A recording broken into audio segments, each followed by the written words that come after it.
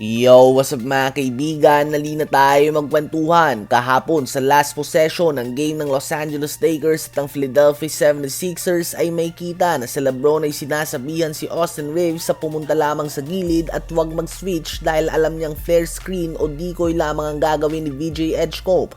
And with the Sixers down by 4 and no timeouts remaining, ang option nga nila ay tumira ng 3 points. Kaya naman kahit na may chance si Joel Embiid na mag-cut for an alley-oop play, ay hindi bumaba sa LeBron bagkus inexpect na niyang ipapasa ito kay Quentin Grimes na nagresulta sa steal to seal the win. Ito nga ang tinatawag na presence of mind, basketball IQ at experience. Para magawa ang play na ito ay way beyond skills lamang ang kailangan mo. Kailangan mo nga magandang communication sa kakampi mo. Kailangan mo ng presence of mind na alam mo ang score, ang oras at kung ilang timeout pa ba ang meron ng kabilang team at experience. Sa tagal nga ni LeBron sa NBA ay nakita niya ang lahat ng play to the point na makita niya lamang ang posisyon ng mga player ay kadalasan alam na nga niya ito. Multiple times na nga niya itong ginawa, patunay ito ng kanyang greatest skill as a player. Ilan lang nga ang ganito sa NBA ngayon. Ang isa pa nga ay si Chris Paul. Sinubukan niya itong gawin at hindi ito nagustuhan ng ilan sa kanyang mga kakampi at coaches kaya naman inalis siya sa team ng Clippers. Ano ba masasabi nyo sa play na ginawa ni LeBron sa dulo ng game? Habang kahapon naman ay muling nakuha ng OKC Thunder ang one-sided win laban sa Utah Jazz. Tinalo nga nila ito sa score na 131-101 at hindi na nga naglaro sa game na ito sila Shai Gilgeous-Alexander, Lu Dort, Alex Caruso, Isaiah Hartenstein at iba pa.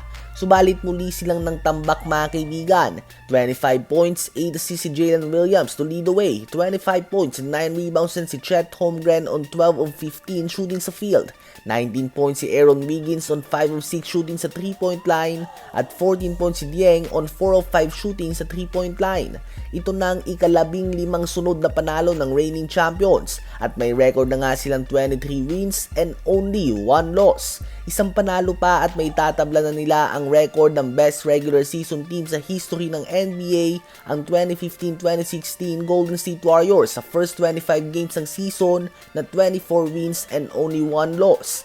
Ang next game nga ng OKC ay laban sa Phoenix Suns. So far ay tila ba walang makatalo sa OKC ngayon. Ang nag-iisang talo lang nga nila ay laban sa Portland Trail Blazers kung saan hawak na nga nila ang mahigit 20 puntos na lamang sa game na ito nang gumawa ng comeback ang Blazers. Hanggang sa nakuha nga nito ang nakaw na panalo sa score na 121-119. Ang OKC nga ay very dominant ngayon at may average winning margin sila ngayong season na 18.4 points per game. So halos pwede mo na nga sa kanilang ilista ang 20-point lead. Sa ngayon ay clear favorites nga ang OKC mga kaibigan at tila ba malaki ang agwat nila sa second best team at least base sa pinapakita nilang performance sa first quarter ng 2025-2026 NBA season. Ano ba masasabi nyo tungkol dito?